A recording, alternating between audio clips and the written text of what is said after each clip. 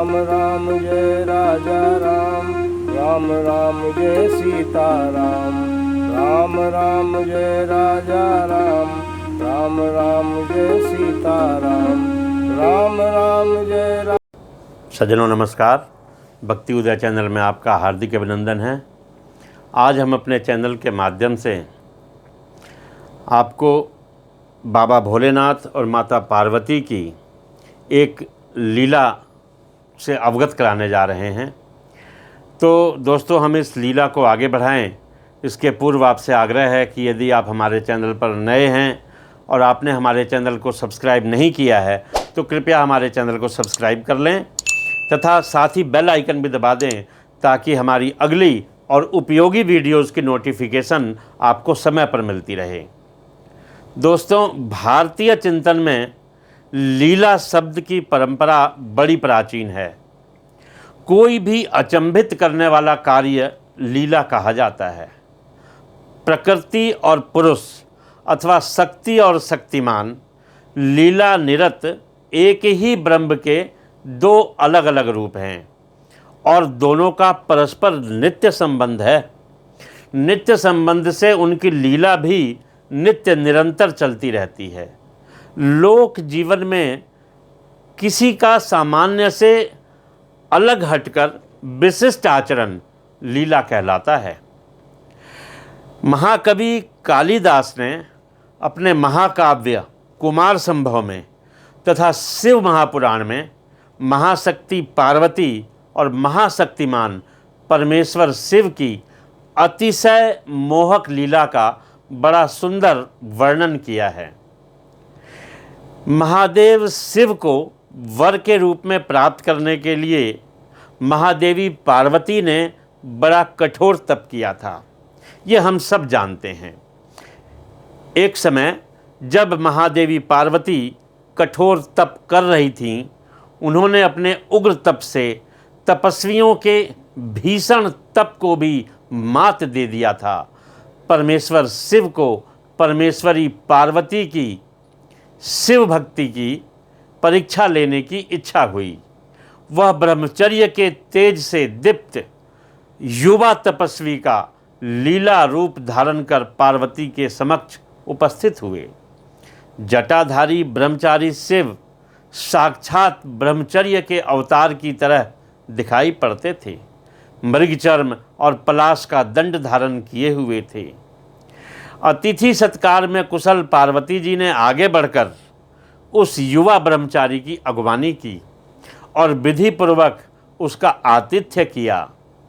कुछ क्षणों के पश्चात बिना किसी भूमिका के लीला ब्रह्मचारी शिव जी ने पार्वती जी को बड़े अच्छे अच्छे संबोधनों से संबोधित किया, जैसे सुंदरी, कमल नयने।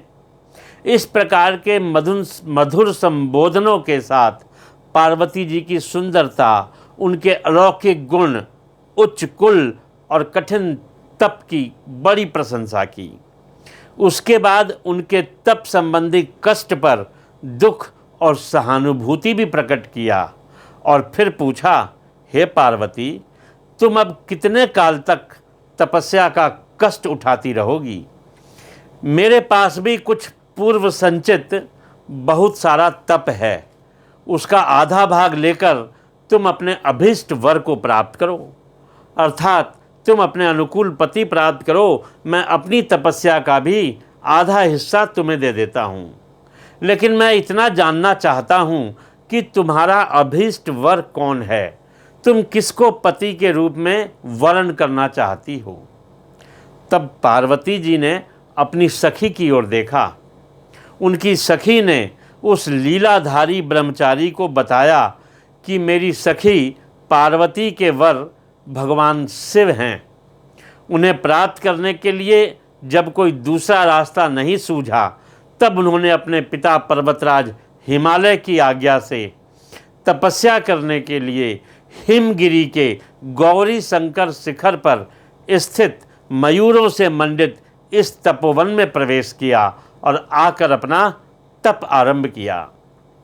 फिर उस सखी ने ब्रह्मचारी शिव को आगे बताया कि मेरी सखी पार्वती ने इस तपोवन में जिन वृक्षों को स्वयं लगाया था, वे वृक्ष पार्वती के कठोर तप के साक्षी बनकर अब फलों से लद गए हैं। अर्थात वे पौधे बड़े होकर वृक्ष बनकर फल देने लगे हैं, किंतु महादेव शिव को पति के रूप में प्राप्त करने का मेरी सखी पार्वती का मनोरथ अभी तक पूरा नहीं हुआ है। पार्वती जी की कठिन तपस्या के बारे में उनकी सखी की बात सुनकर लीलाधारी ब्रह्मचारी शिव जी ने किसी प्रकार की प्रसन्नता व्यक्त नहीं की। उन्होंने पार्वती जी से पूछा कि क्या तुम्हारी सखी ने जो कहा है वो सत्य है या ये परिहास में कह रही हैं, मजाक कर रही हैं। ब्रह्मचारी की बात सुनकर जप करती हुई पार्वती अपने स्फटिक माला को उंगलियों में समेटकर पूरी माला मुट्ठियों में लेकर के सोच विचार कर नपे तुले शब्दों में कहा, हे वेद ज्ञानियों में श्रेष्ठ, आपने मेरी सखी से जो सुना है वो सच है। मैं महादेव जी जैसे उच्च पदस्थ महापुरुष को ही पति के रूप में प्राप्त करने की इच्छा रखती हूँ। अवश्य ही मेरी यह तपस्या उन्हीं को प्राप्त करने के लिए है, यही मेरी आकांक्षा है। पार्वती जी के अभीष्ट वर को प्राप्त करने के दृढ़ निश्चय को जानकर लीलामय शिव तनिक भी विचलित नहीं हुए, बल्कि अपनी लीला का और विस्तार करते हुए उन्होंने पार्वती जी के समक्ष बाबा भोलेनाथ की तीव्र निंदा शुरू कर दी। उन्होंने कहा, हे पार्वती, भगवान शिव तो चिता भस्म से धूसर अपने शरीर में सर्प लपेटे रहते हैं, शमशानों में वास करते हैं और बूढ़े बैल की सवारी करते हैं। जरा सोचो तो पार्वती, विवाह के बाद जब तुम बूढ़े बैल पर अमंगल रूपधारी शिव के साथ घूमने निकलोगी, तब सारे नगरवासी हंसेंगे। 3-3 आँखों वाले उस व्यक्ति के न कुल वंश का पता है, न घर परिवार का पता है। धन संपदा का अनुमान तो तुम इसी से लगा सकती हो कि वे दिगंबर हैं, नंगे घूमते हैं, कभी कभी वस्त्र के नाम पर व्याघ्र चर्म, हस्ती चर्म लपेट लेते हैं।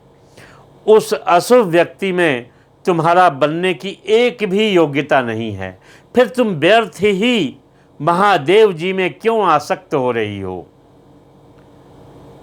बड़ी तीव्र निंदा की बाबा भोलेनाथ ने अपनी लीला में अपने ही रूप की। अपने अभीष्ट पति के विषय में लीलाधारी ब्रह्मचारी की बातें सुनकर पार्वती जी क्रोध से कांपने लगी, लेकिन उन्होंने धीरतापूर्वक शिव के बारे में ब्रह्मचारी द्वारा कही गई एक एक बात का तर्कपूर्ण ढंग से जोरदार खंडन किया और ब्रह्मचारी की दृष्टि में शिव के गुणों के संबंध में जितनी भी असम्मति थी, प्रतिकूलता थी, उन सब को अनुकूल सिद्ध कर दिया। उसके बाद भत्सरना करते हुए ब्रह्मचारी से कहा, तुम्हारे जैसे मूर्ख लोग ही महापुरुषों के चरित्र से अकारण द्वेष करते हैं, क्योंकि उन्हें उनके वास्तविक रूप का ज्ञान नहीं रहता है। पार्वती जी ने कहा, अरे ब्रह्मचारी, मैं इस प्रकार के विवाद की कोई आवश्यकता ही नहीं समझती। जो शिवजी के बारे में तुमने कहा है वो यदि बिल्कुल ठीक भी है तो भी मेरा मन एकमात्र उन्हीं में रमा हुआ है। प्रेम करने वाला कभी निंदा से नहीं डरता। पार्वती जी अपनी बात समाप्त करके कहती हैं कि जो महापुरुषों और बड़ों की निंदा करते हैं केवल वे ही पाप के भागी नहीं होते, अपितु निंदा सुनने वाला भी पाप का सहभागी होता है। पार्वती जी के इस कथन पर ब्रह्मचारी भगवान शिव के बारे में कुछ और बोलें इसके पहले ही पार्वती जी वहाँ से चल पड़ी। जब पार्वती जी वहाँ से चल पड़ी तो शिव जी अपने वास्तविक रूप धारण करते हुए वहाँ प्रकट हुए और मुस्कुरा कर कहा, पार्वती, मैं तुम्हारे तप से अति प्रसन्न हूँ और तुम्हारी मनोकामना अवश्य पूरी होगी। अपने चिरकांक्षित पति को प्रत्यक्ष देखकर और उनके आश्वस्तपूर्ण वचनों को सुनकर पार्वती जी अपना सारा तप संबंधी कष्ट उसी समय भूल गईं। क्यों?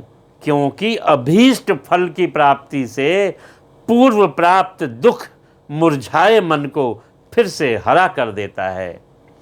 इसके बाद बाबा आशीर्वाद देकर वहाँ से अंतर्ध्यान हो गए और फिर सप्तऋषियों को हिमालय के पास भेजा। पर्वतराज हिमालय और सप्तऋषियों ने मिलकर बाबा भोलेनाथ और माता पार्वती के विवाह की तिथि निश्चित की और फिर बाबा भोलेनाथ और माता पार्वती का विवाह हुआ। हर हर महादेव। ओम नमः शिवाय।